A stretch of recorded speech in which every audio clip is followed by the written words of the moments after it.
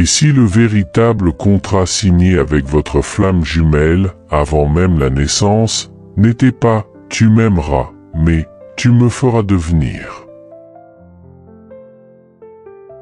Il y a une erreur de traduction à l'échelle de l'âme.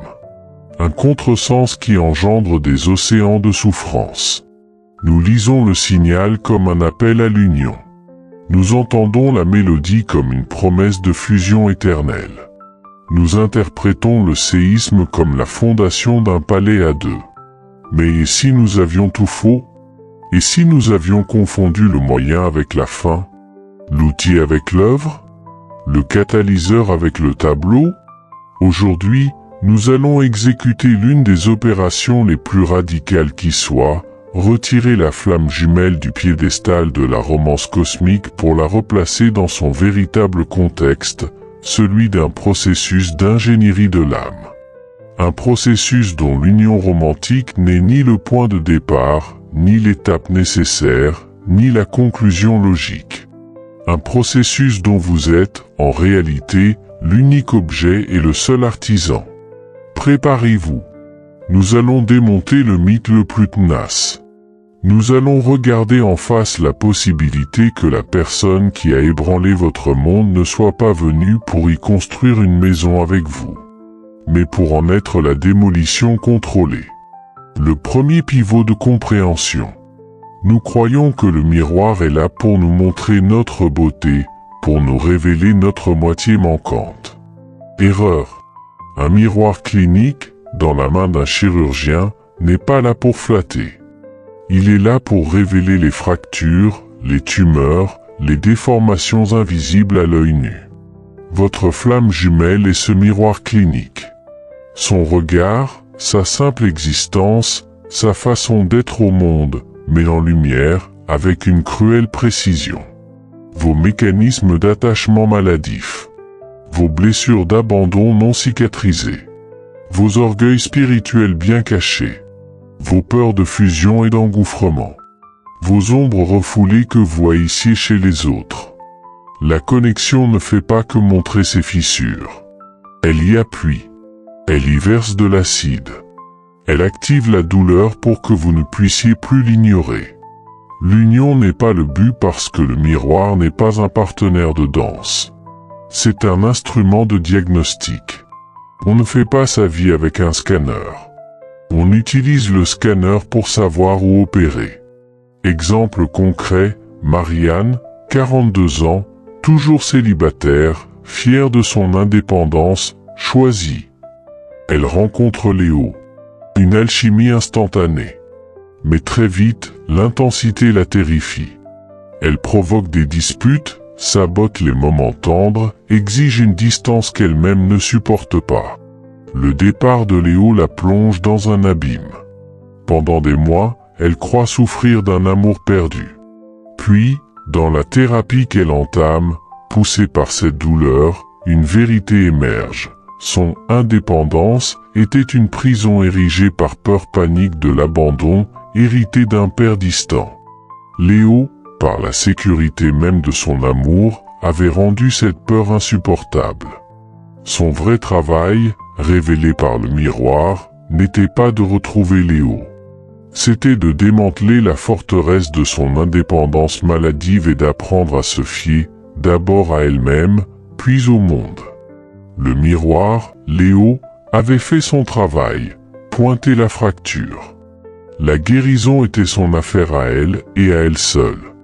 Le philosophe Jiddu Krishnamurti disait « Ce n'est pas un signe de bonne santé que d'être bien adapté à une société profondément malade. » La flamme jumelle, par son miroir, vous déadapte violemment de la maladie dans laquelle vous viviez. La maladie de l'inauthenticité, des mensonges intérieurs, des adaptations compensatoires. Son but est de vous rendre malade de l'illusion pour que vous puissiez enfin chercher la vraie santé. Ce miroir a-t-il diagnostiqué chez vous une fracture que vous aviez passée sous silence? Une indépendance qui était de la peur? Une générosité qui était du besoin de reconnaissance? Une spiritualité qui était de l'orgueil?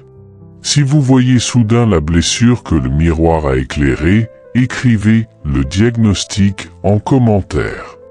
Ce premier acte de lucidité est le début de tout vrai traitement. Abonnez-vous si vous êtes prêt à regarder ce que le miroir a montré, sans chercher à en briser le porteur. Second pivot. En chimie, un catalyseur est une substance qui permet ou accélère une réaction sans être consommée par elle. Il est présent, indispensable à la transformation, mais il n'en fait pas partie intégrante du produit final. Votre flamme jumelle est un catalyseur existentiel. Sa présence dans votre vie déclenche une réaction en chaîne de transformation psychique et spirituelle. Mais cette transformation a pour objet vous. Le catalyseur peut et doit souvent être retiré du mélange une fois la réaction enclenchée, sous peine de fausser le processus ou de créer un produit de dépendance. Croire que le but est l'union, c'est vouloir garder le catalyseur dans la fiole pour l'éternité, confondant l'outil avec l'œuvre d'art. C'est s'attacher à l'allumette qui a mis le feu, plutôt qu'au feu lui-même et à ce qu'il est en train de purifier et de forger. Exemple concret, Antoine, entrepreneur surmené, vivant dans le faire et le contrôle. Il rencontrait Lara, artiste libre, intuitive, qui vit dans l'être. Elle le fascine et l'exaspère. Sa présence le force à ralentir, à écouter son intuition, à lâcher le mental. Elle est le catalyseur qui déclenche en lui un processus de rééquilibrage. Mais Antoine, au lieu d'intégrer ses qualités, veut s'unir à elles en s'unissant à Elara. Il veut la garder, elle, pour avoir accès à ce mode d'être. La relation devient conflictuelle, il veut la posséder, elle se sent étouffée. Lorsqu'Elara part, Antoine est dévasté. Pourtant, des années plus tard, il réalise que le vrai cadeau n'était pas Elara, mais la découverte de sa propre intuition, de sa propre capacité à être, qu'elle a catalysée. Le catalyseur était parti, mais la réaction intérieure se poursuivait. Il avait lancé une pratique artistique, il méditait. Elara avait accompli sa mission, déclenché chez Antoine l'intégration de son pôle féminin, intuitif. L'union avec elle était devenue non seulement inutile, mais aurait probablement empêché cette intégration, en maintenant Antoine dans un rôle de dépendance. Carl Gustav Jung, avec son processus d'individuation, fournit ici la clé. L'individuation est le chemin vers la totalité psychique, l'intégration des contraires en soi, l'animus d'anima, l'ombre, la persona. La rencontre de la flamme jumelle correspond souvent à la projection intense de son anima ou de son animus, l'image de l'autre sexe en soi, sur une personne extérieure. Le but du processus n'est pas de s'unir à cette personne, mais de retirer cette projection, de la réintégrer en soi, pour devenir un individu complet. La flamme jumelle est le catalyseur qui rend cette projection si évidente, si douloureuse, qu'on ne peut plus l'ignorer et qu'on est forcé de faire le travail d'intégration. L'union romantique, à ce stade, serait une régression, une fuite du travail intérieur. Nietzsche, dans sa vision du dépassement de soi, parle de l'esprit qui doit devenir successivement le chameau, qui porte les fardeaux, le lion, qui dit non aux vieilles valeurs, et enfin l'enfant, qui crée du nouveau. La flamme jumelle est souvent l'épreuve du lion. Elle est l'entité face à laquelle vous devez dire non à vos vieilles histoires d'amour-salut, de complétude par l'autre, de romance comme fin ultime. Elle vous met au défi de détruire vos idoles, dont la plus tenace est peut-être l'idole de l'âme sœur unificatrice. Pour pouvoir, ensuite, créer comme l'enfant, créer votre propre vie, votre propre sens, à partir de votre intégrité retrouvée. L'union serait ici un refus de devenir lion, une capitulation devant l'épreuve de la solitude créatrice. Reconnaissez-vous ce schéma? Cette personne a-t-elle été le catalyseur d'un changement profond en vous, dont vous avez ensuite voulu la remercier, en la gardant pour toujours? Si vous sentez que la véritable transformation a eu lieu en vous, même si elle a été douloureuse, écrivez « le catalyseur » en commentaire. C'est reconnaître le don sans s'attacher au donneur. Abonnez-vous pour approfondir comment intégrer, plutôt que désirer, Comment faire de l'énergie de la flamme un carburant permanent pour votre propre évolution? Nous abordons le noyau dur. La rencontre flamme jumelle n'est pas un mariage sacré. C'est un rite de passage. Dans les sociétés traditionnelles, un rite de passage a 3 phases. La séparation, de l'état ancien, la marge ou l'ordalie, l'épreuve, et l'agrégation, le retour sous un nouveau statut. Séparation. La rencontre vous arrache violemment à votre vie normale, à vos croyances sur l'amour, à votre innocence psychologique. C'est le choc. L'ordalie, la nuit noire, c'est la phase de confusion, de souffrance, de reneur échasé, de purgatoire émotionnel. C'est la traversée du désert. C'est là que l'ego se bat, que les ombres surgissent, que vous êtes démonté. C'est la phase centrale, longue, et son but est la désintégration. L'agrégation, ce n'est pas la réunion avec l'autre. C'est le retour à vous-même, transformé. Vous ne réintégrez pas la société, ou votre vie, comme avant. Vous y revenez avec un nouveau statut, celui de quelqu'un qui a vu ses propres enfers, qui a survécu à sa propre dissolution, et qui en est ressorti moins naïf, plus entier, plus responsable de sa propre énergie. Le vrai but de la flamme jumelle est de vous faire traverser intégralement ce rite de passage. Elle est à la fois le chaman qui vous pousse dans la forêt, la rencontre, les démons que vous y affrontez, la dynamique miroir, et le seuil que vous franchissez pour ne plus jamais être le même. Vouloir l'union, c'est souvent vouloir rester dans la tente du chaman, la phase de fascination, ou dans la lutte avec le démon, la phase de drame, en refusant de franchir seul le seuil vers votre nouvelle vie. Exemple concret, Sarah, après 2 ans de parcours flamme jumelle chaotique, dit ceci: « Avant, je croyais à l'amour qui sauve. Je cherchais un prince. Maintenant, je sais qu'il n'y a pas de prince. Il n'y a que des miroirs. Et le seul salut, c'est d'apprendre à se regarder en face dans ces miroirs, sans s'y noyer, sans les briser, sans en tomber amoureux. Je ne cherche plus l'homme de ma vie. Je suis la femme de ma vie. Et si quelqu'un vient, ce sera un compagnon de route, pas un sauveur. » Sarah a terminé son rite de passage. La flamme jumelle a accompli sa mission. Elle a mis fin à son innocence spirituelle. L'union avec lui est devenue une question secondaire, presque sans importance. Le changement de statut est acquis. Le but ultime, le plus difficile à saisir. La flamme jumelle ne sert pas à créer un couple parfait. Elle sert à vous révéler, par la manière la plus directe et la plus personnelle, l'unité fondamentale de toute existence. Comment ? En vous faisant vivre la contradiction la plus extrême, une connexion si profonde qu'elle semble être l'union ultime, et en même temps, une séparation si douloureuse qu'elle semble être la division absolue. Vous êtes coincé entre le sentiment d'être un et l'expérience d'être deux. Le travail, ici, n'est pas de résoudre l'équation en faveur du 1, la fusion, ou du 2, la séparation. C'est de transcender l'équation elle-même.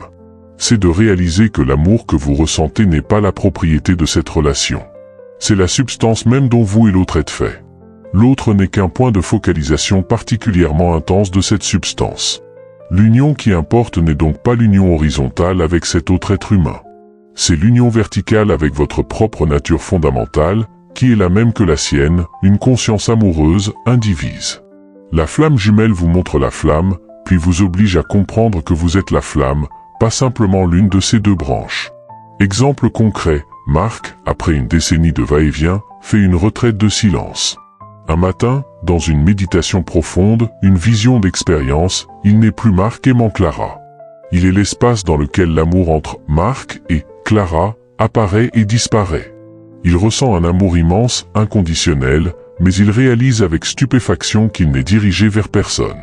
Il est simplement là, comme la luminosité du soleil. Clara, son miroir, est l'un des innombrables reflets de ce soleil dans le monde des formes. La souffrance de la séparation s'évanouit, non parce qu'il est réuni avec Clara, mais parce que l'idée même de séparation a perdu son sens à l'intérieur de cette expérience d'unité. Le but de la dynamique avait été atteint, l'amener à cette expérience directe, au-delà de la croyance en l'union. Platon, dans le banquet, fait dire à Diotime que l'amour est une ascension, des beaux corps, aux belles âmes, aux belles connaissances, jusqu'à la contemplation de la beauté en elle-même, éternelle, absolue, non née et non périssable.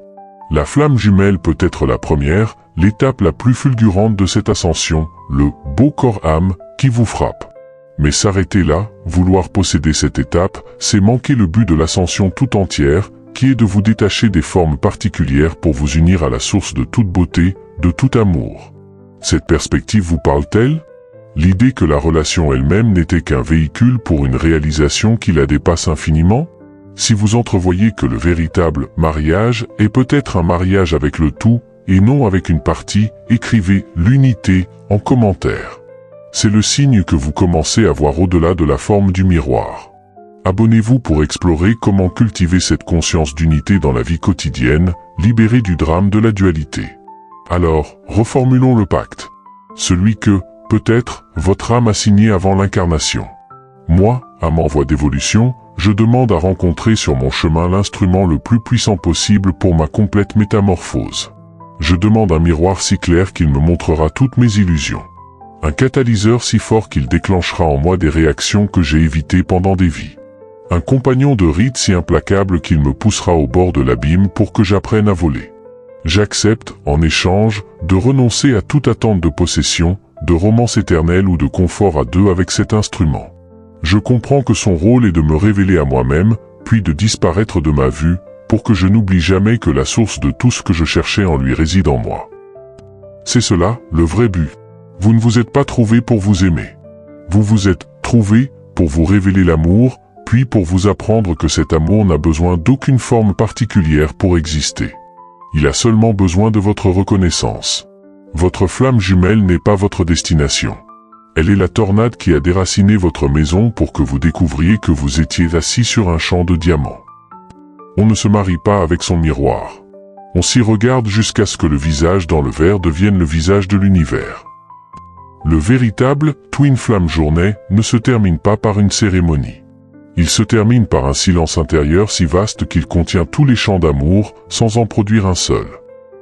Il croit que la flamme jumelle est une histoire d'amour. En réalité, c'est une histoire de deuil. Le deuil de l'idée que l'amour venait de l'extérieur. L'union n'était jamais le but. C'était l'appât. Le but était de vous faire mordre à l'hameçon de votre propre infinité. Alors, que faire de cette compréhension? Abandonner tout espoir? Non. Transformer l'espoir. Arrêtez d'attendre qu'elle ou il revienne pour commencer à vivre. Reconnaissez que la vie a déjà commencé, sous la forme de cette métamorphose forcée. Votre tâche n'est plus d'attendre l'union. Votre tâche est de devenir le monument que cette rencontre était destinée à sculpter. Chaque instant de douleur était un coup de ciseau. Chaque moment de clarté, une polissure. L'autre n'était pas l'architecte, il était la lumière crue dans l'atelier, révélant les imperfections du bloc de marbre. Vous, pour que vous, le sculpteur intérieur, puissiez travailler. Le vrai but d'une flamme jumelle n'est pas l'union. C'est la création, à travers vous, d'une œuvre d'art appelée une conscience éveillée, autonome et aimante. Une conscience qui, finalement, n'a plus besoin de la catégorie « flamme jumelle » pour exister, car elle reconnaît la flamme unique en toute chose.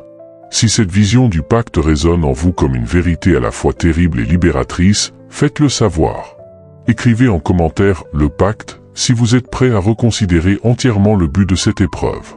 Partagez où vous en êtes dans ce rite de passage, séparation, ordalie ou début d'agrégation.